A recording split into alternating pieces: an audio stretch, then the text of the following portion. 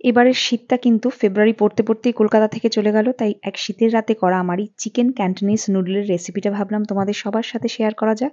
খেতে কিন্তু একদম দোকানের মতো হয়েছিল। প্রথমেই আমি আমার পছন্দ মতো সমস্ত সবজি একটু হালকা করে সেদ্ধ করে নিয়েছি, আর জলটা ইউজ করেছি স্টক হিসেবে। মোটামুটি শীতকালে অনেক রকম সবজি পাওয়া যায়, কিন্তু এর মধ্যে এখন যেটা কলকাতাতে পাওয়া যাচ্ছে সেটা হচ্ছে বক চয়, যেটা ক্যান্টনিজ নুডলকে একদম দোকানের মতো করে দেবে। এরপর নুডলটা ভালো করে আমি সেদ্ধ করে নিয়েছি।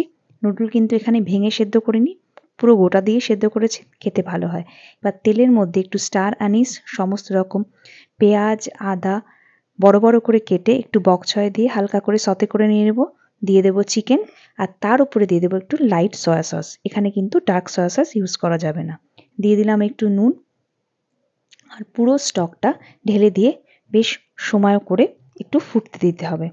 ভালো করে এগুলো ফুটে গেলেই এটাকে একটু গ্রেভি করার জন্য সাথে 2 চামচ মতো কর্নফ্লাওয়ার এর সাথে অ্যাড করে নিলেই আমার ক্যান্টনিজ নুডলের গ্রেভি কিন্তু এক্কেবারে রেডি। ওপরে একটু ছিটিয়ে দিলাম বাড়িতে গুঁড়ো করা একটু গোলমরিচ আর স্প্রিং অনিয়ন। এবার সেদ্ধ করা নুডলের ওপর সুন্দর করে সাজিয়ে দিলেই আমার একদম restaurant style chicken Cantonese noodle কিন্তু একেবারে রেডি।